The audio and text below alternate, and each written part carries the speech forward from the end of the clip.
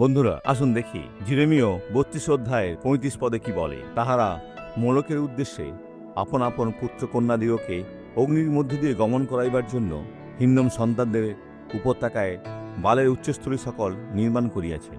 আমি তাহা আজ্ঞা করি নাই, তাহা আমার মনেও উদয় হয় নাই যে তাহারা এই ঘৃণার্থ কার্য করে, যেন জিহুদাকে পাপ করায়। তারা ছোট শিশুদের একটি খালি মূর্তিতে ছুঁড়ে ফেলত, যেখানে একটি জ্বলন্ত অগ্নি ছিল। ভাইরা, তারা মোলকের উদ্দেশ্যে বলিদান হিসেবে এটি করেছিল, যা মূলত বালের উপাসনা।